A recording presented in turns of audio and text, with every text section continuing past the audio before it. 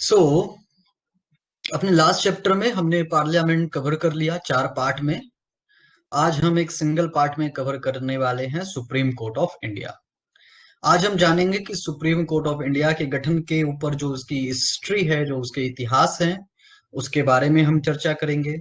Supreme Court of India में कितने जजेस होते हैं, उनकी नियुक्ति कैसे की जा सकती है और उनको निकाला कैसे जा सकता है, इन सारी चीजों के बारे में हम देखेंगे।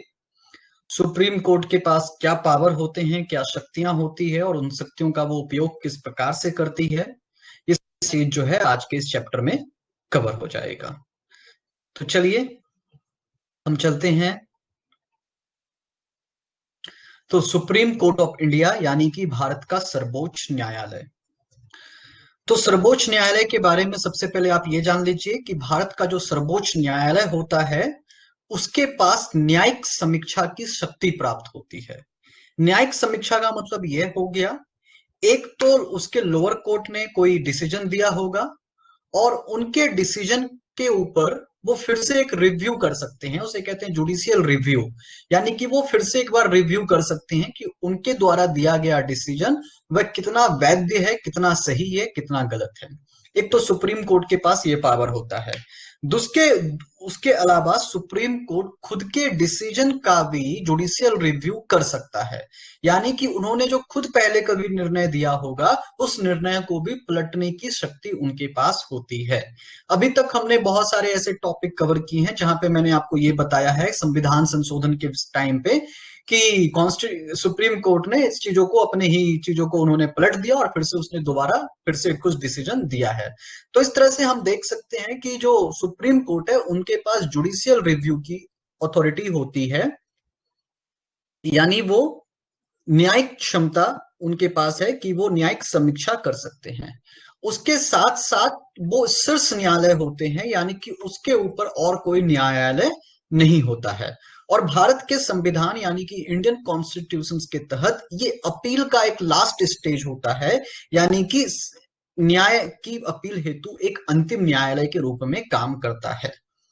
न्यायालय की अपील यानी कि यदि कोई मान ले कि कोई हाई कोर्ट से मुकदमा हार गया है तो उसकी अपील की जा सकती है सुप्रीम कोर्ट में। और सुप्रीम कोर्ट से यदि वो हार गया या जीत गया तो कहीं और इस चीज की अपील नहीं की जा सकती है। हाँ, एक बार उनके पास ये हो सकता है कि वो सुप्रीम कोर्ट में फिर से याचिका दायर कर सकता है कि सुप्रीम कोर्ट इसके ऊपर फिर से एक बार अपनी जुडिशियल रिव्यू दे। इस तरह से किया जा सकता है। तो देख, जैसे कि आप देख रहे हैं कि भारत क्या है, एक संघीय राज्य है, यानी कि राज्यों का एक संघ है। बहुत सारे राज्य मिलकर के एक भारत देश का निर्माण हुआ है। लेकिन भारत एक संघीय राज्य है और इसकी एकीकृत और एकल न्याय प्रणाली है। यानी कि फेडरल स्टेट तो अपना है ही, लेकिन इनके पास क्या है, single and unified judicial system है। अमेरिका में ऐसा नहीं है। देखिए, अमेरिका भी फेडरल स्टेट है लेकिन वहां पे क्या है, वहां पे जुडिशियल जो है वो यूनिफाइड नहीं है। यानी कि हर एक स्टेट का अपना वहां पे सुप्रीम कोर्ट है, ऐसा आप मान लीजिए। भारत में भी हर एक स्टेट के पास या फिर दो स्टेट को मिला करके एक हाई कोर्ट बनाया गया है। लेकिन हाई कोर्ट से भी यदि कोई मतलब किसी भी तरह का कोई चीज हार जाता है तब वो न्याय के लिए यानी अपील के लिए वो सुप्रीम कोर्ट में आ सकते हैं, क्योंकि सुप्रीम कोर्ट जो है वह एकल और एकीकृत न्यायिक व्यवस्था के अंतर्गत इस चीज को बनाया गया है। तो भारत में न्याय की जो संरचना है यानी न्यायपालिका की जो संरचना है, जुडिशियल सर्विस की जो संरचना है, वह त्रिस्तरीय संरचना है। यानी कि वो जो है 3 टायर स्ट्रक्चर है इनका। तो 3 टायर स्ट्रक्चर में जो सबसे सर्वोच्च होते हैं वो सर्वोच्च न्यायालय होते हैं, उसके नीचे उच्च न्यायालय और उसके नीचे अधीनस्थ न्यायालय। अधीनस्थ न्यायालय का नाम अधीनस्थ इसलिए है क्योंकि वह दूसरे न्याय पालिकाओं के अधीन आते हैं, इसलिए उनको सब ऑर्डिनेट कोर्ट कहा गया है। तो ये बात हो गई सुप्रीम कोर्ट के, एक थोड़ा परिचय हमने दे दिया। अब हम आते हैं इसके इतिहास के बारे में। So brief history of supreme Court of India. Supreme Court की हम कुछ इतिहास को पढ़ ले तो देख लीजिएगा 1773 में इतिहास क्या है, अंग्रेजों के जमाने में 1773 में जो है एक सुप्रीम कोर्ट का गठन किया गया था। कहां पे किया गया था? कलकत्ता में किया गया था। और इसके अंतर्गत किन किन चीजों को लाया गया था कि जो भी है, बंगाल है, बिहार है और उड़ीसा है, इन सारे चीजों का जो कंप्लेन है यानी कि उनके ऊपर जो भी न्याय देना है, वहां के लोगों का जो भी चीजें रहेगी, उनकी सुनवाई कहाँ पे होगी? कलकत्ता के सुप्रीम कोर्ट में होगी। कब बनाया गया? 1773 में। उसके बाद 1880 में और 1823 में दो और सुप्रीम कोर्ट बनाए गए। एक तो बनाया गया मद्रास में और दूसरा बनाया गया बॉम्बे में। तो इस तरह से उस टाइम पे तीन अलग अलग सुप्रीम कोर्ट बनाए गए थे। उसके बाद the Indian high court act 1861 पास हुआ, जहां पे हाई कोर्ट बनाया गया वेरियस प्रोविंसेस के लिए, यानी कि अलग अलग राज्यों के लिए वहां पे फिर एक हाई कोर्ट की भी स्थापना की गई। और उसके बाद जो ये तीनों जो सुप्रीम कोर्ट थे, इनको एबॉलिश कर दिया गया, इसको समाप्त कर दिया गया। उसके बाद ये कार्यक्रम तब तक चलता रहा जब तक कि 1935 का गवर्नमेंट ऑफ इंडिया एक्ट ना आ जाए। जैसे ही गवर्नमेंट ऑफ इंडिया 1925 एक्ट आ गया, तो इन्होंने इंडिया का एक फेडरल स्ट्रक्चर समझा और उन्होंने एक फेडरल कोर्ट ऑफ इंडिया बनाने की घोषणा की। सो फेडरल कोर्ट यानी कि जो आप आज का सुप्रीम कोर्ट देख रहे हैं। The federal court had jurisdictions to solve dispute between provinces and federal state and hear appeal against judgment from high court। यानी कि पहले जो हाई कोर्ट बन चुका था, उन हाई कोर्ट के जजमेंट को सुनने के लिए, मतलब मान लीजिए कि जो आज का जो सुप्रीम कोर्ट है वही उस टाइम का इस तरह से फेडरल कोर्ट बनाया गया। उसके बाद जब इंडिपेंडेंस मिल गई हमें, जब आजादी मिल गई, so after India attend independence in 1947, constitution of India came into being 26 जनवरी 1950। और उसके बाद से 28 जनवरी 1950 को जो है इसका नाम बदल करके क्या कर दिया गया था? सुप्रीम कोर्ट ऑफ इंडिया कर दिया गया था। और सुप्रीम कोर्ट की जो पहली बैठक हुई वह 28 जनवरी 1950 को हुई। ठीक है, इस प्रकार से सुप्रीम कोर्ट ऑफ इंडिया की बनने की हिस्ट्री है। सेम हिस्ट्री हिंदी में भी है, आप हिंदी में भी पढ़ सकते हैं। इसके बाद हम आ जाते हैं कॉन्स्टिट्यूशनल प्रोविजन। ये तो हमने हिस्ट्री की बात की। अब हमारे कॉन्स्टिट्यूशन में क्या प्रोविजन है सुप्रीम कोर्ट को लेकर के, तो हम ये देख लेते हैं। तो संविधान का जो पार्ट 5 है, यानी भाग 5 जो है, ये बताता है कि देश में यानी संघ में एक न्यायपालिका होगी और उसका नाम क्या होगा? न्यायपालिका यानी कि केंद्र में एक न्यायपालिका होगी जिसका नाम होगा सुप्रीम कोर्ट ऑफ इंडिया। और उसके अंदर संविधान में लिखा गया है, तो संविधान में बातें आर्टिकल के तहत लिखी गई होगी। सो आर्टिकल नंबर 124 से लेकर के आर्टिकल नंबर 147 का कॉन्स्टिट्यूशन के पार्ट 5 में सुप्रीम कोर्ट ऑफ इंडिया के बारे में चर्चा की गई है, जहां पे सुप्रीम कोर्ट के ऑर्गेनाइजेशन के बारे में, उनकी इंडिपेंडेंस यानी कि उनकी स्वतंत्रता के बारे में, उनके न्याय क्षेत्र के बारे में, उनकी शक्ति के बारे में और उनके कार्यभार के बारे में बताया गया है। तो आर्टिकल 124(1) जो है ये बताता है कॉन्स्टिट्यूशन को कि भारत में जो है एक सुप्रीम कोर्ट ऑफ इंडिया होगा। ये कॉन्स्टिट्यूशनल प्रोविजंस की बात हो गई। अब हम आते हैं ऑर्गेनाइजेशन ऑफ सुप्रीम कोर्ट, यानी कि सर्वोच्च न्यायालय का संगठन। किस प्रकार से सर्वोच्च न्यायालय का संगठन है? तो वर्तमान में सर्वोच्च न्यायालय में कुल मिलाकर के 31 न्यायाधीश हैं। हालांकि वर्ष 2019 में यानी कि पिछले ही साल इनमें बढ़ोतरी की गई है। सो ये 31 न्यायाधीश यानी कि 31 जजेस में कौन होते हैं? एक मुख्य न्यायाधीश यानी कि जिनको हम CJI कहते हैं, चीफ जस्टिस ऑफ इंडिया, और बाकी 30 जो होते हैं वे अन्य न्यायाधीश यानी उसको सिर्फ कहते हैं जस्टिस ऑफ सुप्रीम कोर्ट। ठीक है, एक होते हैं chief justice of supreme court और एक होते हैं जस्टिस ऑफ सुप्रीम, मतलब 30 होते हैं जस्टिस ऑफ सुप्रीम कोर्ट। लेकिन 2019 में इनके जो संख्या है, इनके जो फिगर है, उसमें बढ़ोतरी की गई। तो बढ़ोतरी क्या की गई? 4 और न्यायाधीशों की वृद्धि की गई। तो अब जो 31 था, 31 की जगह पे 34 हो चुका है ना? मतलब 35 होना चाहिए, लेकिन अभी भी वो 35 नहीं हो पाया, इसलिए मैंने यहाँ पे संख्या 34 ही डाला है। तो मूल रूप से सर्वोच्च न्यायालय में, यानी कि जब संविधान का गठन हुआ था, तो उस टाइम पे सर्वोच्च न्यायालय में जो टोटल न्यायाधीश थे, यानी टोटल जो जज थे, उन जज की संख्या कितनी थी? 8 थी, जिसमें कि एक चीफ जस्टिस ऑफ इंडिया होते थे और 7 जो होते थे वो अदर जस्टिस होते थे। इस तरह से, लेकिन बाद में धीरे धीरे इनकी बढ़ोतरी करती गई समय के मांग के अनुसार, और अब जाकर के कुल मिलाकर के संख्या 34 हो चुकी है। अब हम आते हैं सीट ऑफ सुप्रीम कोर्ट में, यानी कि सर्वोच्च न्यायालय का स्थान। तो सर्वोच्च न्यायालय का स्थान, जैसा कि आप जानते हैं कि दिल्ली में सर्वोच्च न्यायालय है। हालांकि सर्वोच्च न्यायालय के जस्टिस पे यह बात छोड़ दी गई है कि वह चाहे तो सर्वोच्च न्यायालय की जो पीठ है उसे दिल्ली से हटा करके किसी और जगह पे भी उनकी स्थापना की जा सकती है। लेकिन ऐसा करने के लिए उन्हें राष्ट्रपति से परमिशन लेना होगा, यानी कि प्रेसिडेंट से परमिशन लेना होगा। और प्रेसिडेंट ऐसा तभी करते हैं जब उनको मंत्रिमंडल से ऐसी कुछ बातें परमिशन के लिए मिलती है, कुछ एडवाइजरी ऐसा कुछ मिलता है। तो और यदि नहीं मिलता है तब जो सुप्रीम कोर्ट जो है अभी जहां दिल्ली में बना हुआ है वो दिल्ली में ही बना रहेगा। लेकिन आपके ध्यान में ये बात होनी चाहिए एमसीक्यू के लिए कि सुप्रीम कोर्ट ऑफ इंडिया का जो प्लेस होता है वो दिल्ली से भी दूसरे जगह पे चेंज किया जा सकता है यदि चीफ जस्टिस ऑफ इंडिया चाहे तो। और चीफ जस्टिस ऑफ इंडिया सिर्फ अपनी मनमानी नहीं कर सकते हैं, उनके लिए उनको प्रेसिडेंट से भी अप्रूवल लेना पड़ेगा। और प्रेसिडेंट ऐसे ही अप्रूव नहीं करेंगे, प्रेसिडेंट को पार्लियामेंट से अप्रूवल लेना पड़ेगा और पार्लियामेंट में इसके लिए बिल आएगा, उसके ऊपर डिस्कशन होगा, तब जाकर के ये काम होगा। हमें सुनने में सिर्फ आसान लगता है कि सुप्रीम कोर्ट ऑफ इंडिया के जगह को बदलने के लिए chief justice of India decision ले सकते हैं, बट ऐसा मतलब जब हम वर्किंग फोर्स में आते हैं तो वास्तविकता यह होती है ऐसा बिल्कुल भी नहीं होता है। इसके बाद हम आते हैं अपॉइंटमेंट ऑफ जजेस, यानी कि जो जज होते हैं, इनकी जो न्यायाधीश होते हैं, उनकी नियुक्ति किस प्रकार से की जा सकती है, कैसे किया जाता है। तो देखिए अभी जो मैं बता रहा हूं थोड़ा इस चीज को ध्यान से सुनिए, क्योंकि पिछले वर्ष ये करंट अफेयर्स का पार्ट था, इसके ऊपर बहुत ही विवाद हुआ था जजों की नियुक्ति को लेकर के, और यह विवाद जो है 1973 से चल रहा है। जब मैंने आपको इमरजेंसी पढ़ाया था, इमरजेंसी के टाइम पे मैंने आपको बताया था कि इंदिरा गांधी ने 1973 में किस प्रकार से जो वरिष्ठ जज थे, यानी कि जो सीनियर मोस्ट जज थे सुप्रीम कोर्ट के, उनको चीफ जस्टिस ना बना करके उन चौथे नंबर पे जो सीनियर मोस्ट थे उनको उन्होंने बना दिया। क्यों बना दिया? क्योंकि इंदिरा गांधी को बहुत सारे बिल पास करवाने थे और उनके लिए उनको चाहिए था कि कोई ऐसा जज जो उनके दया पे काम कर सके, तो इसलिए उन्होंने ऐसा किया और उसके बाद विवाद खड़ी हुई और उसके बाद ये विवाद चलता गया और ये विवाद चलता ही रहा है, अभी तक ये विवाद है। 2014 में जब नरेंद्र मोदी की सरकार आई तो उस वक्त भी विवाद हुआ था। उसके बाद अभी जो आप चीफ जस्टिस ऑफ इंडिया देख रहे हैं, उन्होंने शायद 2016 या 2017 में या 2018 के जनवरी में उन्होंने कॉन्फ्रेंस, हाँ 2018 में, सॉरी 2016 में तो मैं दिल्ली में ही था, 2018 में उन्होंने कॉन्फ्रेंस भी लिया जहां पे उन्होंने बताया था कि सुप्रीम कोर्ट ऑफ इंडिया खतरे में है। तो चलिए आगे हम चलते हैं।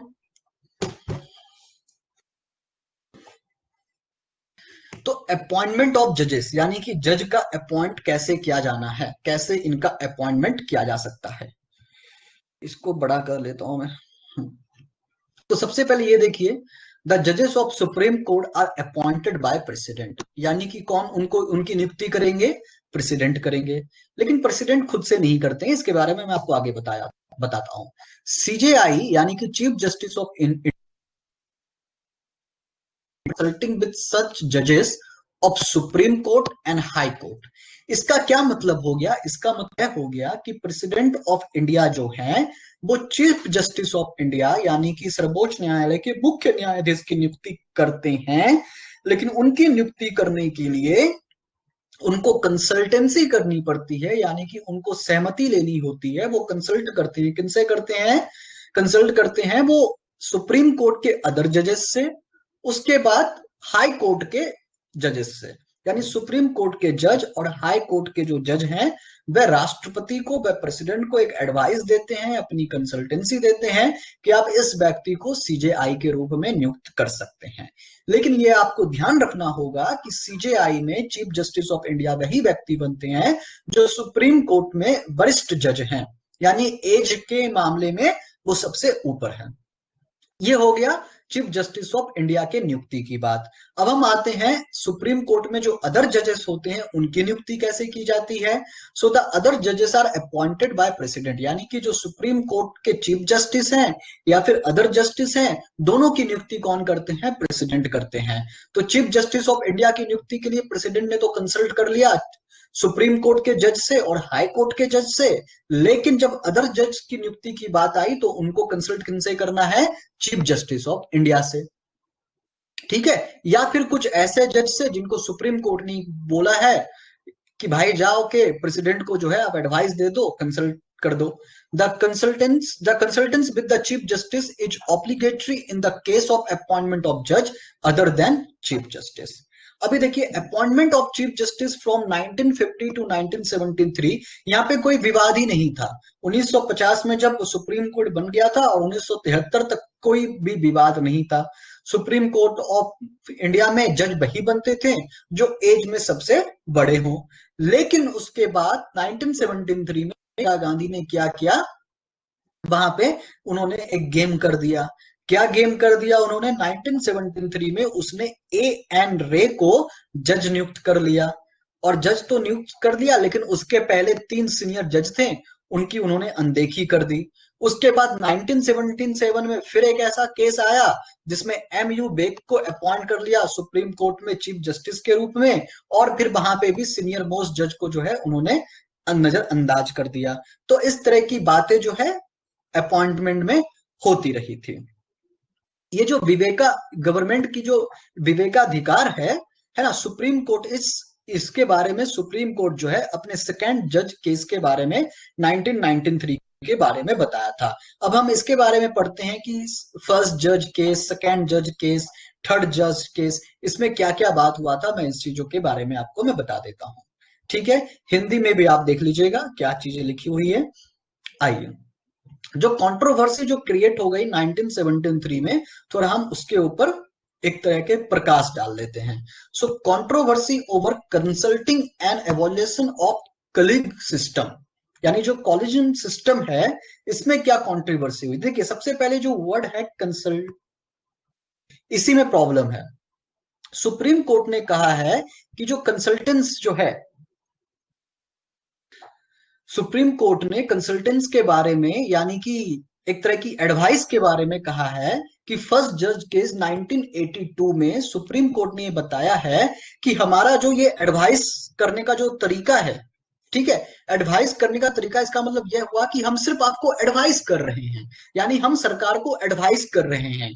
आपको वो एडवाइस स्वीकार करना है या स्वीकार करना नहीं है, ये बिल्कुल आपके विवेक के ऊपर निर्भर करता है। हमारे अनुसार जो सही लगता है, हमने आपको उनकी नाम लिस्ट दे दी है, आप उनको चाहें तो सुप्रीम कोर्ट में जज नियुक्त कर सकते हैं। बहुत ही क्लियर केस था, कोई दिक्कत नहीं हुआ था इसमें। लेकिन जब सेकंड जज केस आया तो सुप्रीम कोर्ट जो थे वो अपने ही डिसीजन को बदल दिए। उन्होंने क्या कहा कि नहीं नहीं, हमारे एडवाइस करने का मतलब यह हुआ कि हम जो भी आपको एडवाइस कर रहे हैं वो एडवाइस आपको मानना पड़ेगा। क्यों मानना पड़ेगा भाई? क्योंकि न्याय व्यवस्था, न्यायपालिका जो है यह कार्यपालिका से स्वतंत्र है। यानी कि जुडिशियल सिस्टम जो है वो एडमिनिस्ट्रेशन और एग्जीक्यूटिव से बिल्कुल स्वतंत्र है, बिल्कुल वो फ्री है। उसके ऊपर एडमिनिस्ट्रेशन या एग्जीक्यूटिव हावी नहीं हो सकते हैं। यदि आपने हमारा एडवाइस नहीं माना और आपने अपने मन मुताबिक जज की नियुक्ति की, इसका मतलब यह है कि ये हमारी स्वतंत्रता पे आप प्रतिबंध लगा रहे हैं, हमारे फ्रीडम पे आप प्रतिबंध लगा रहे हैं। फिर ऐसा हो सकता है कि आप अपने राजनीतिक लाभ के कारण किसी को भी जज के रूप में बैठा सकते हैं, तो ऐसा तो नहीं चलेगा।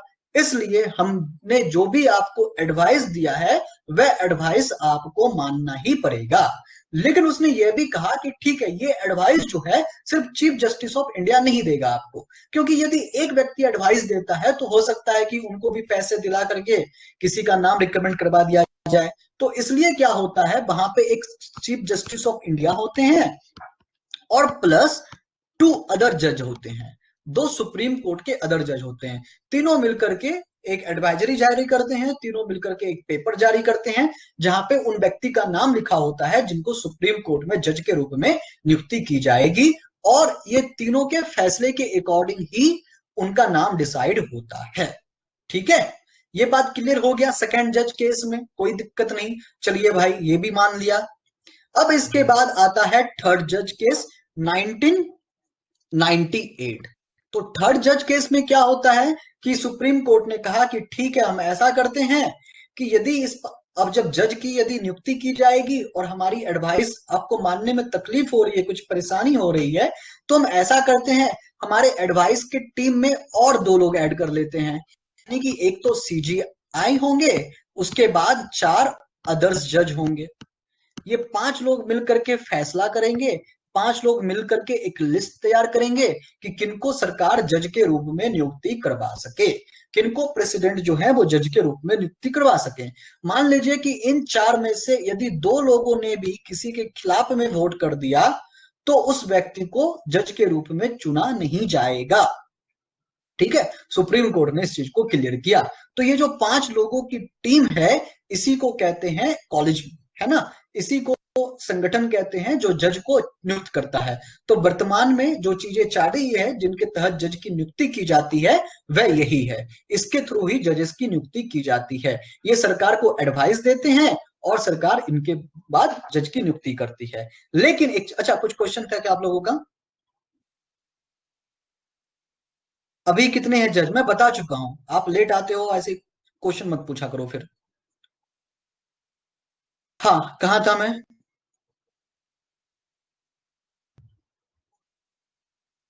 हाँ, तो ये पांचों लोग मिलकर के सरकार को एक लिस्ट भेजते हैं और सरकार जो है जज के रूप में नियुक्ति करती है। लेकिन एक बात चीज और आपको यहाँ पे ध्यान देना पड़ेगा कि सरकार जो है एक अपनी लिस्ट भी जारी करती है। यानी सरकार जिन व्यक्तियों को सुप्रीम कोर्ट का जज बनाना चाहती है, देखिए आप कंफ्यूज मत होइए, एक सुप्रीम कोर्ट के जज होते हैं और एक सुप्रीम कोर्ट में चीफ जस्टिस होते हैं। चीफ जस्टिस को बनाने का जो अधिकार है, जो बेस है, सॉरी आधार है, जो बेस है वो क्या है कि सुप्रीम कोर्ट में जो सबसे बॉटम जज होंगे उनको सीजेआई के रूप में नियुक्त किया जाएगा। और बाकी अदर जज की जो नियुक्ति होगी वो इस ढंग से की जाएगी, ठीक है, जो आपके स्क्रीन पे आपको दिख रहा है।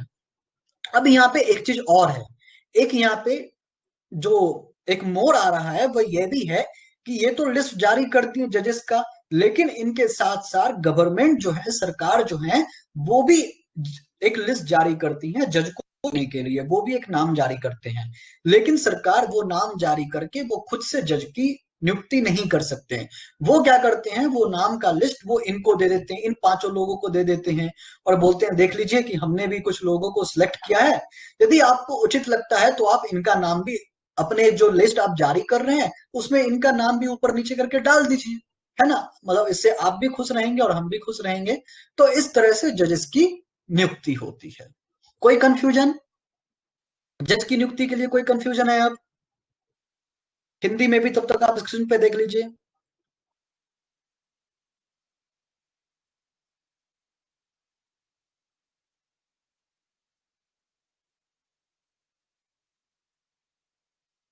फाइनल निर्णय वही पांच लोग लेते हैं, ठीक है। मतलब मान लीजिए कि देखिए, मान लीजिए कि 10 जज की नियुक्ति करनी है, ठीक है। चलिए एक एग्जांपल हम ले लेते हैं, सुप्रीम कोर्ट में 10 जजेस की नियुक्ति करनी है। तो ये पांच लोग मिलकर के क्या करेंगे, लिस्ट जारी करेंगे और ये लिस्ट किसको भेजेंगे, गवर्नमेंट को भेजेंगे। लेकिन इनके लिस्ट जारी करने से पहले ही गवर्नमेंट ने क्या बोला इन पांच लोगों को कि भैया हम भी आपको एक लिस्ट देते हैं, थोड़ा इसका नाम दे, यदि आपके लिस्ट में ये जो नाम है जो हम भेज रहे हैं यदि ये फिट बैठ रहा है तो आप भी अपने लिस्ट में इनका नाम डाल दीजिए, ठीक है। तो मान लीजिए कि ये पांच लोगों ने मिलकर के 6 जज का नाम रिकमेंड कर दिया कि इन जज को जो है हम सुप्रीम कोर्ट में जज के रूप में देखना चाहते हैं। और उसके बाद गवर्नमेंट ऑफ इंडिया जो है उन्होंने भी 10-15 का नाम लिस्ट भेज दिया इन पांच लोगों को कि भैया इन लोगों को भी आप देख लो, ये 10-5 लोग हमारे हैं, इनको भी हम जज के रूप में नियुक्त करना चाहते हैं। तब वो क्या करेंगे, उसमें से देखेंगे कि कौन बेटर है, कौन क्वालिफाइड है और कौन सही ढंग से चुना जाना चाहिए। तो ये लोग मिलकर के निर्णय लेते हैं। अंतिम निर्णय तो इन्हीं का होता है, इन्होंने जो निर्णय दिया वो यही होगा, इन्हीं का निर्णय मान्य होगा। तो इसके बाद हम आते हैं कॉलेजियम सिस्टम, यही जिनकी मैं अभी बात कर रहा था वही ये कॉलेजियम सिस्टम, इसी को कहते हैं। तो क्या है, कॉलेजियम प्रणाली की शुरुआत जो है वह तृतीय न्यायाधीश मामले, है ना, जो अभी जो मैं जिसकी बात कर रहा था, कहाँ था मैं, ये जो थर्ड केस की मैं बात कर रहा था उसी की मैं बात कर रहा हूँ। सो ये थर्ड केस में ही हुआ है। कॉलेजियम प्रणाली की शुरुआत तृतीय न्यायाधीश मामले के माध्यम से हुई और यह वर्ष 1998 से चलन में आया। इसका उपयोग उच्च न्यायालयों और सर्वोच्च न्यायालय में न्यायाधीशों की नियुक्ति और हस्तांतरण के लिए किया जाता है। तो एक चीज आप अपने एमसीक्यू के लिए याद रखिएगा, यहाँ पे दोनों वर्ड का यूज हुआ है, उनके अपॉइंटमेंट के लिए और उनके ट्रांसफर के लिए। तो हो सकता है आपके एमसीक्यू में आ जाए ओनली अपॉइंटमेंट, है ना। तो जब ओनली वाला शब्द आ जाए तो वो स्टेटमेंट रॉन्ग होगा, इसलिए आपको इस चीज को ध्यान में रखना है। आगे चलें, चलिए। तो working of collegium system and NJAC, चलिए अभी जो इनका वर्किंग सिस्टम मैंने बताया, हालांकि वही इनका वर्किंग सिस्टम है। इनके बाद एनजेएसी, इसका भी एक विवाद है। क्या एनजेएसी है? एनजेएसी एनजेएसी का फुल फॉर्म है national judicial commission act. Government of India 2014 में बनाना चाहिए थी इस चीज को। तो ये जो कॉलेजियम है, the collegium recommends of name of lawyers और जजेस टू द सेंट्रल गवर्नमेंट, है ना, जो मैंने आपको बताया कि ये क्या करते हैं, जज का नाम जो है सेंट्रल गवर्नमेंट को रिकमेंड करते हैं। अच्छा, यहाँ पे मैंने लॉयर्स भी लिखा है, लॉयर लिखा है क्योंकि लॉयर्स भी जो रहते हैं वो सुप्रीम कोर्ट के जज बनने के लिए या फिर हाई कोर्ट के जज बनने के लिए एलिजिबल होते हैं। तो जरूरी नहीं है कि जो जज है उन्हीं को जज के रूप में मतलब जो हाई कोर्ट के जज हैं उन्हीं को सुप्रीम कोर्ट के जज के रूप में नियुक्त किया जाएगा। जो लॉयर हैं उनको भी नियुक्त किया जा सकता है, हालांकि उनका जो प्रैक्टिस है वो 10 साल का होना चाहिए। तो जब collegium recommends of the name of lawyers or judges to the central government. Similarly, the central government also sends some of its proposed name to the collegium. ठीक है, तो कॉलेजियम को भी सेंट्रल गवर्नमेंट क्या करती है, कुछ अपना नाम वगैरह भेजती है। ये सारी चीजें मैं पढ़ा ही चुका हूं, तो आप देख लीजिएगा एक बार। ठीक है, 99 कॉन्स्टिट्यूशनल अमेंडमेंट में क्या हुआ था, नेशनल जुडिशियल कमीशन बनाया गया था और ये रिप्लेस किसको करना चाहा, ये रिप्लेस करना चाहा कॉलेजियम सिस्टम को। अपॉइंटमेंट ऑफ जज के लिए जो कॉलेजियम सिस्टम बनाया गया है इनको रिप्लेस करना चाहा, लेकिन ये बात सुप्रीम कोर्ट में पहुंची, तो ये सुप्रीम कोर्ट के अधिकार क्षेत्र में ये बात आती है कि आप हमसे बिना पूछे आप हमारे ही जगह पे कैसे किसी का नियुक्ति कर सकते हो। आप कोई भी कमीशन बना करके थोड़ी ना नियुक्ति कर सकते हो, ये यूपीएससी का एग्जाम थोड़ी ना चालू है, ये तो न्यायपालिका चालू है और न्यायपालिका कार्यपालिका से अलग है। तो इसलिए सुप्रीम कोर्ट ने उनके जो गवर्नमेंट का जो डिसीजन था उसको बिल्कुल पूरी तरह से खारिज कर दिया गया।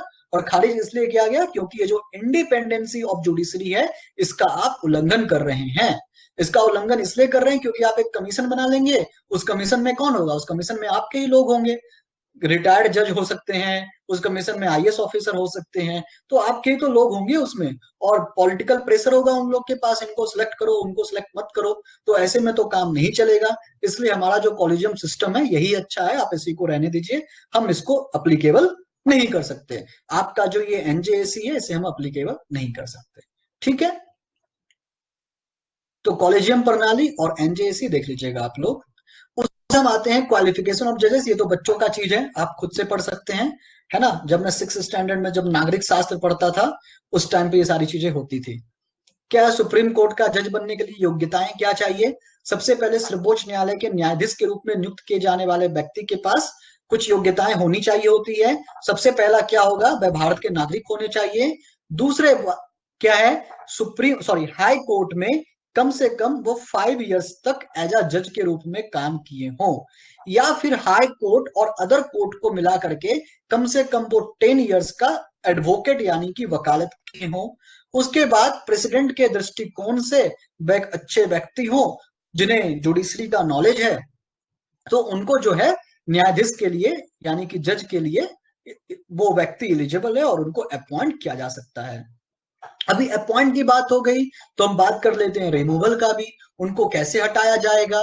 तो अ जज of supreme court can be remove from his office by an order of president, क्योंकि प्रेसिडेंट उनको सिलेक्ट कर रहे हैं तो इसलिए प्रेसिडेंट ही उनको हटाएंगे।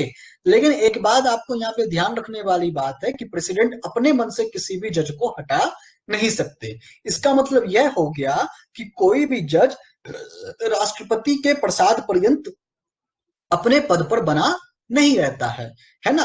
तो जज को हटाने के लिए क्या चाहिए, the president can issue the removal order only after address by parliament, यानी कि पार्लियामेंट ने जब भी प्रेसिडेंट को एड्रेस करके किसी जज को हटाने के लिए कोई बिल भेजा है तब प्रेसिडेंट जो है उसके ऊपर एक्ट कर सकती है। So the address must be supported, यानी जो एड्रेस पार्लियामेंट कर रही है वह क्या होनी चाहिए, वो स्पेशल मेजोरिटी से पास होनी चाहिए। और कहां पे, ईच हाउस ऑफ पार्लियामेंट। ठीक है, एक चीज आपको ध्यान रहेगा कि जब ऐसा कोई एड्रेस, एड्रेस को प्रॉपर हिंदी में क्या कहेंगे, आदेश, है ना। तो सुप्रीम कोर्ट जज को हटाने के लिए जो पार्लियामेंट जो आदेश जारी करेगी, ऐसे एड्रेस यदि वो लोकसभा में जारी कर रही है तो लोकसभा में वो एड्रेस आने से पहले, वो आदेश आने से पहले कम से कम 100 लोगों का सिग्नेचर होना चाहिए उस लेटर पे, तब जाकर के उसे लोकसभा के टेबल पे रखा जा सकता है। और यदि जज को हटाने के लिए राज्यसभा में कोई आदेश आ रहा है तो राज्यसभा में कम से कम 50 लोगों का सिग्नेचर होना चाहिए उस लेटर पे, तब जाकर के उनको राज्यसभा के टेबल में रखा जा सकता है। मान लीजिए कि लोकसभा में 100 एमपी जो है उन्होंने सिग्नेचर कर दिया किसी जज को हटाने के लिए। उसके बाद उनके सिग्नेचर किए हुए लेटर को कहां पे रखा जाएगा? लोकसभा के टेबल पे। लोकसभा के टेबल यानी उनके व्यासपीठ पे, जहां पे लोकसभा के अध्यक्ष बैठते हैं। तो लोकसभा के अध्यक्ष जो है उस लेटर को खोलेंगे, उस लेटर को पढ़ेंगे और जितने भी मेंबर ऑफ पार्लियामेंट है उनको ये बात बताएंगे। उनके बाद डिस्कशन होगा, डिस्कशन के बाद वोटिंग होगा। और वोटिंग कैसी चाहिए भाई? स्पेशल मेजोरिटी चाहिए। यदि ये स्पेशल मेजोरिटी से पास हो गया तो उसके बाद ये जाएगा राज्यसभा में। राज्यसभा में भी डिस्कशन होगा, वोटिंग होगा। वहां पे भी यदि स्पेशल मेजोरिटी से पास हो गया तो ये जाएगा प्रेसिडेंट के पास। फिर प्रेसिडेंट इसके ऊपर अपना एक्शन लेंगे। इस प्रकार से सुप्रीम कोर्ट के जज को हटाया जा सकता है। ठीक है। सो नो जज of supreme court has been impeached. तो जिस प्रकार से राष्ट्रपति को हटाने के लिए इम्पीचमेंट लाई जाती है, इम्पीचमेंट महाभियोग लाई जाती है, उसी तरह से सुप्रीम कोर्ट के जज को हटाने के लिए भी महाभियोग लाया जाता है। बशर्ते आपको ये चीज याद रखनी चाहिए कि अभी तक किसी भी सुप्रीम कोर्ट के जज को या चीफ जस्टिस को महाभियोग के द्वारा हटाया नहीं गया है। हालांकि 2 जज के ऊपर महाभियोग की प्रक्रिया, महाभियोग लाई गई थी। एक वी रामास्वामी के ऊपर, और ये तो आपके जमाने में ही लाया गया था जस्टिस दीपक मिश्रा के ऊपर। ठीक है। इनके ऊपर महाभियोग लाया गया था, लेकिन ये लोकसभा में पास नहीं हो पाया।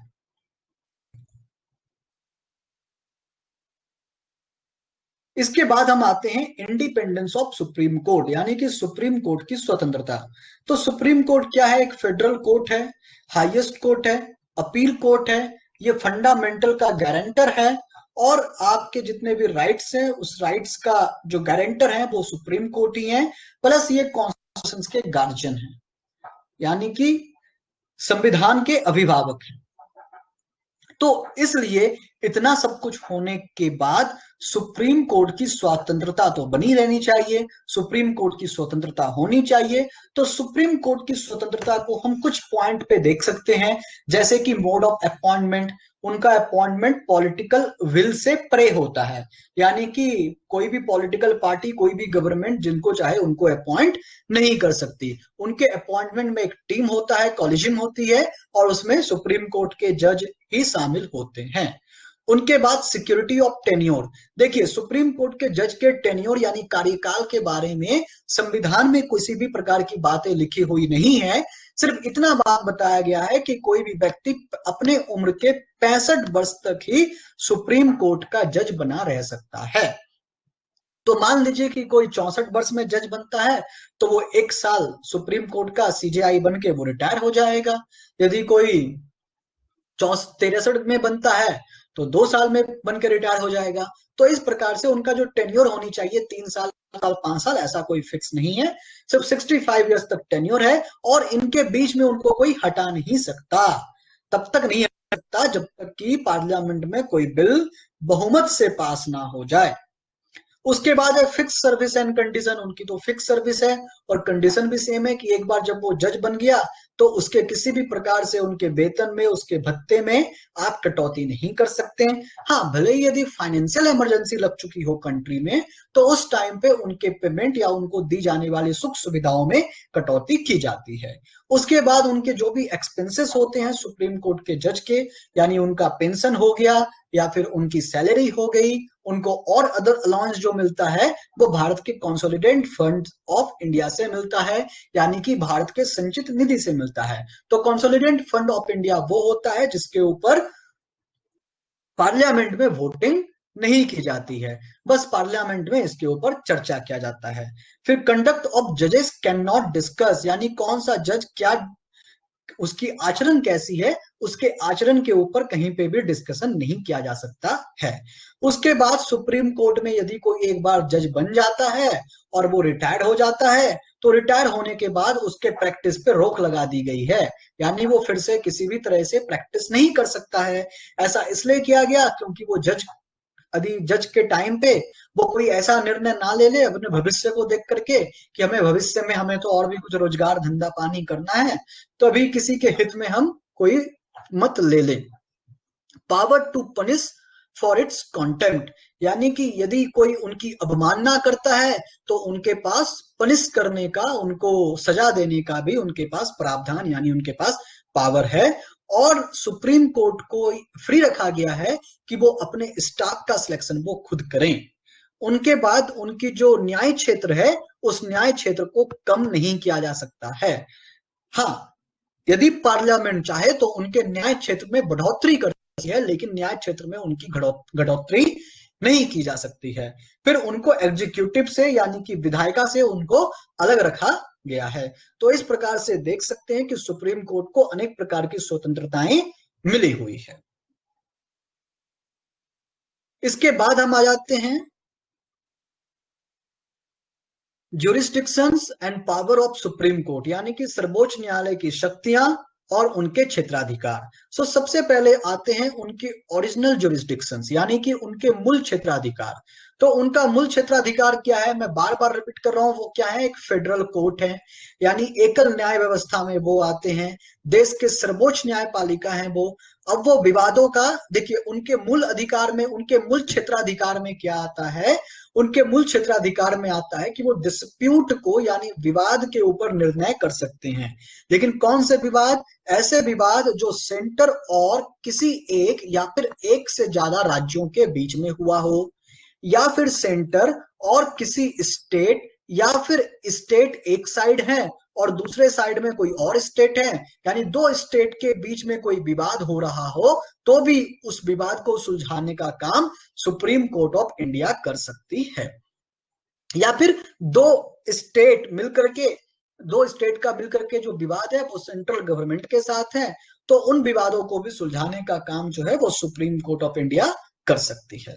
तो इस प्रकार से ये आप देख सकते हैं, ये इनका ओरिजिनल ज्यूरिसडिक्शंस यानी कि मूल क्षेत्राधिकार है। इसके बाद हम आ जाते हैं रिट ज्यूरिसडिक्शन में, यानी कि न्यायाधीश क्षेत्राधिकार। इसके बारे में हम मूलभूत अधिकार वाले चैप्टर में खुद पढ़ चुके हैं। मूलभूत अधिकार में हमने देखा है कि सुप्रीम कोर्ट के पास, यानी कि जब किसी व्यक्ति का मूल अधिकार हनन हो जाता है और यदि वो सुप्रीम कोर्ट में जाता है तो सुप्रीम कोर्ट के पास पावर होता है कि वो रिट जारी कर सके। तो रिट क्या क्या होते हैं, हैप्स कॉर्पस जिसको हम कहते हैं बंदी प्रत्यक्षीकरण, परमादेश, उत्प्रेषण, प्रतिषेध, अधिकार परीक्षा, ये चीजें आप लोग क्या चीज है, इन चीजों के बारे में आपको हमने फंडामेंटल राइट्स में ऑलरेडी पढ़ा दिया है, तो वो चैप्टर आप देख लीजिए, क्लियर हो जाएगा। उसके बाद है अपीलिएट ज्यूरिसडिक्शन यानी कि अपीलीय क्षेत्राधिकार। सुप्रीम कोर्ट जो है अपील करने के लिए एक अंतिम प्रभाव होता है, वो किसी भी अपने निचले न्याय पालिका का यानी कि अपने निचले कोर्ट का अपील की सुनवाई कर सकता है। तो अपील कैसी होनी चाहिए, एक तो अपील संवैधानिक मामलों में अपील करवाई जा सकती है, दीवानी मामलों में यानी कि सिविल मैटर में, क्रिमिनल मामलों में, और कोई विशेष अनुमति के द्वारा, यानी कि जब पार्लियामेंट ने या फिर प्रेसिडेंट ने जब सुप्रीम कोर्ट को ये कहा है कि भाई आप इनके ऊपर भी सुनवाई कर लो, तब जाकर के वो सुनवाई कर सकती है। इसके बाद होता है एडवाइजरी ज्यूरिसडिक्शन यानी कि सलाहकार क्षेत्राधिकार। भारत का जो कॉन्स्टिट्यूशन है उसका आर्टिकल 149 प्रेसिडेंट को यह अधिकार देता है कि वो किसी भी, जब भी उसको जरूरत पड़े तब वो सुप्रीम कोर्ट से किसी भी विषय के ऊपर जो है सलाह मांग सकता है। तो किसी भी विषय मतलब कौन सा विषय, ऐसा विषय जो सार्वजनिक महत्व यानी कि पब्लिक इंपॉर्टेंस रखता हो, और ऐसी कोई विषय जो पहले की कोई संवैधानिक संधि, प्री कॉन्स्टिट्यूशन ट्रीटी हुई हो, कोई एग्रीमेंट, कोई समझौता हुआ हो, कोई कोविनेंट यानी कि कोई प्रश्न विदा हुई हो, और कोई इंगेजमेंट यानी कि सनद संबंधी मामले, यदि ऐसी कोई विवाद पे प्रेसिडेंट ऑफ इंडिया कोई एडवाइस चाहते हैं, आर्टिकल 143 के अकॉर्डिंग वो सुप्रीम कोर्ट से एडवाइस मांग सकते हैं। इसके बाद आ जाता हूं कोर्ट ऑफ रिकॉर्ड यानी कि अभिलेख न्यायालय। इसका मतलब यह है कि सुप्रीम कोर्ट जो भी काम करती है वो रूप से काम करती है। ब्रिटेन का कोर्ट जो है वो लिखित मतलब कोर्ट ऑफ रिकॉर्ड में नहीं आता है। ब्रिटेन का कोर्ट जो है वो लिखित रूप से काम नहीं करती है, लेकिन भारत का जो न्यायालय है सुप्रीम कोर्ट जो है उसका पूरा काम लिखित में होता है, तो इसलिए इनको कोर्ट ऑफ रिकॉर्ड कहा गया है।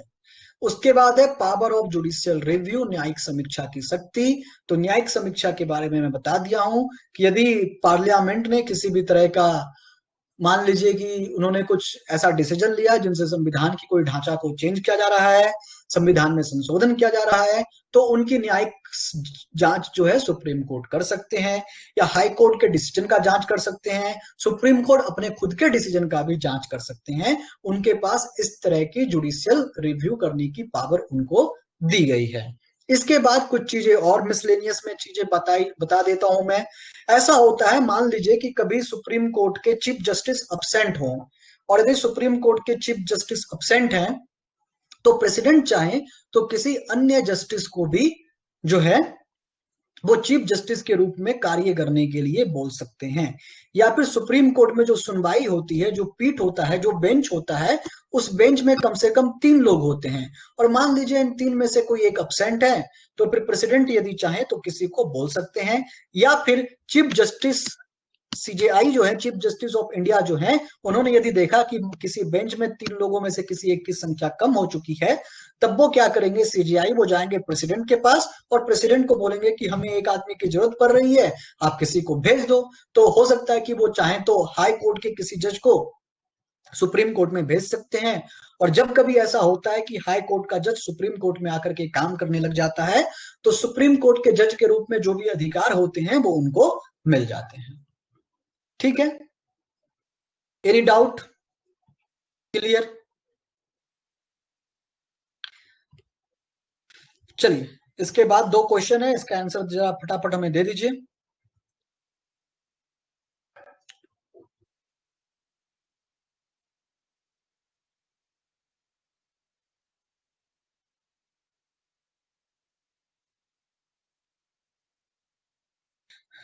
क्वेश्चन समझाऊं। In India we have integrated judicial system, यानी कि हमारे पास संघीय न्यायपालिका सिस्टम है।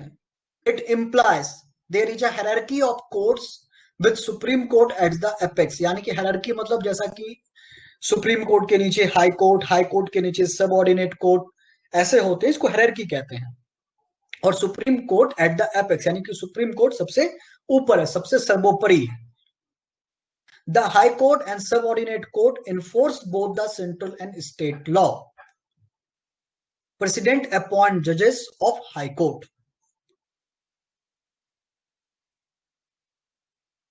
बताइए इनमें से कौन से स्टेटमेंट सही हैं?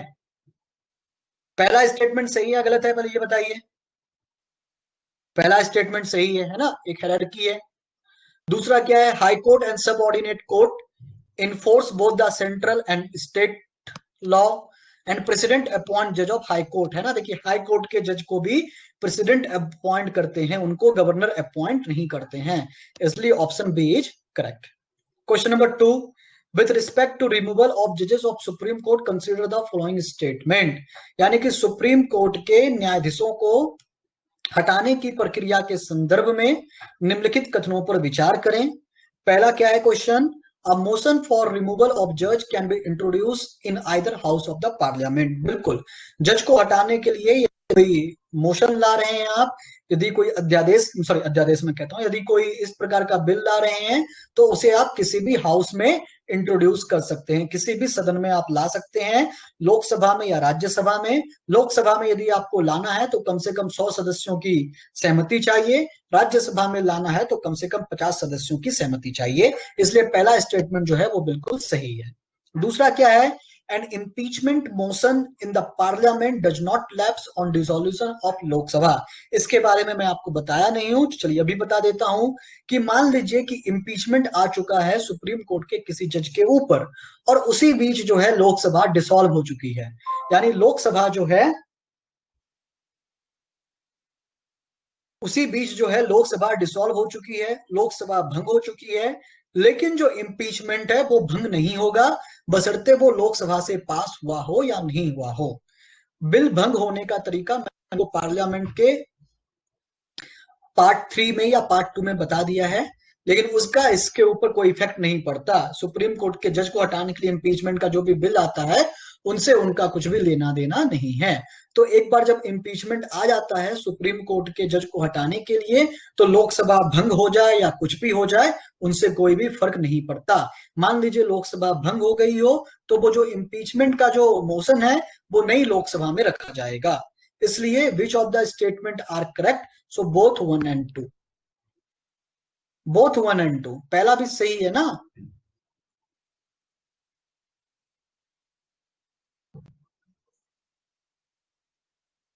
तो इस तरह से हमारा सुप्रीम कोर्ट खत्म हो गया। हमारा यूनिट 4 जो था सेंट्रल गवर्नमेंट, जो मैं पढ़ा रहा था, वो बिल्कुल खत्म हो चुका है।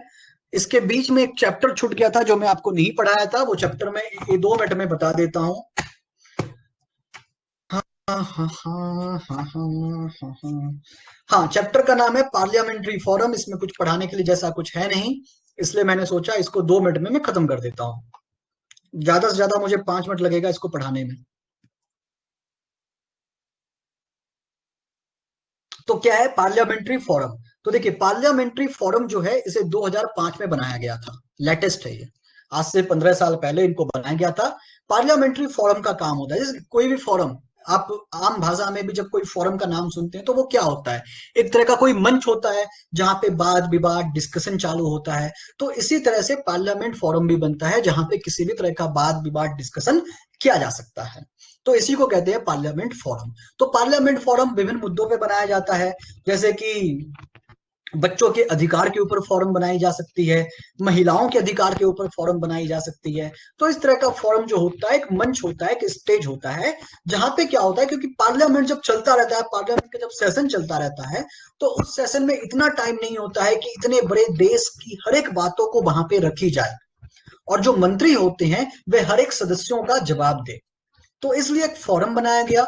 उस फोरम में क्या होता है, देखिए, हर एक मंत्रालय होता है, उस मंत्रालय में कुछ अफसर काम करने के लिए होते हैं। सो उस मंत्रालय के अफसरों को पार्लियामेंट के मेंबर से जोड़ा जाता है। यानी कि पार्लियामेंट के जो मेंबर्स होते हैं वो उन अफसरों से सवाल जवाब पूछ सकते हैं। क्यों अफसरों से सवाल जवाब पूछ सकते हैं? क्योंकि मंत्री से सवाल जवाब पूछने के लिए इतना टाइम नहीं होता है। एक तो इतना बड़ा देश है, इतनी संख्या है, इतनी बातें हैं, हर बात मंत्री ही करे और हर बात का जवाब मंत्री ही दे, वो भी पार्लियामेंट में दे, ये पॉसिबल नहीं हो सकता है ना। ये वर्किंग टाइम पे देखें तो ये बिल्कुल भी पॉसिबल नहीं है। तो इन सभी चीजों को हटाने के लिए ही, मतलब इन सभी चीजों को दूर करने के लिए ही एक फोरम बनाया गया, जहां पे मेंबर ऑफ पार्लियामेंट जो है वो डायरेक्टली संपर्क करेंगे किसी भी मिनिस्ट्री से, और उस मिनिस्ट्री में जितने भी ऑफिसर काम करने के लिए रहेंगे, तो मेंबर ऑफ पार्लियामेंट क्या करेंगे, अपने सवाल पूछ सकते हैं उन मिनिस्ट्री से, और उस मिनिस्ट्री में जो भी ऑफिसर उस काम को करते रहेंगे वो आकर के जवाब देंगे। यही होता है पार्लियामेंट्री फोरम का काम। ठीक है, उनका सिर्फ जवाब लेना देना होता है इन चीजों को।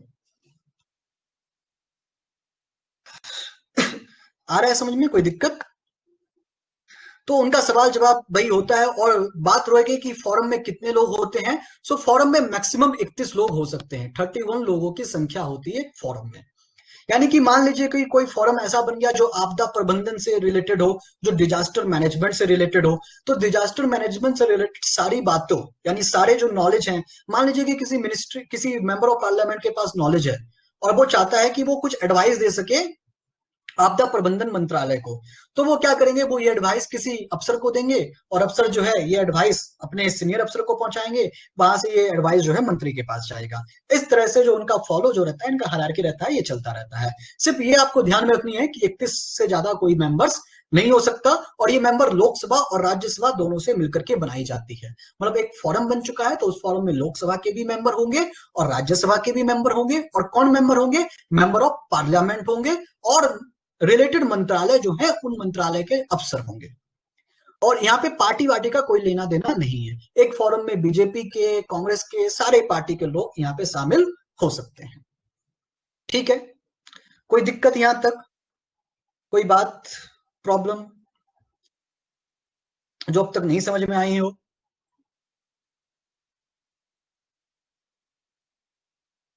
क्लियर?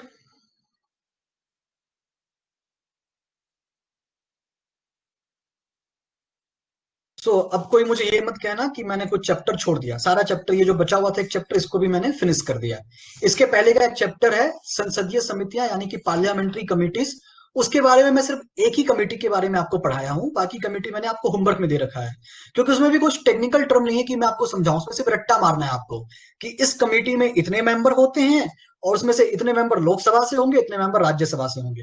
बस आपको ये चीज रट्टा मारना है, लिस्ट बना लीजिए हर एक कमेटी का नाम, उस कमेटी में टोटल मेंबर कितने, राज्यसभा से कितने, लोकसभा से कितने। यही क्वेश्चंस आपके एमसीक्यू में आ सकता है, बाकी कुछ नहीं। वो सिर्फ आपको रट्टा मारना है, उसमें कुछ समझाने वाली बात नहीं है।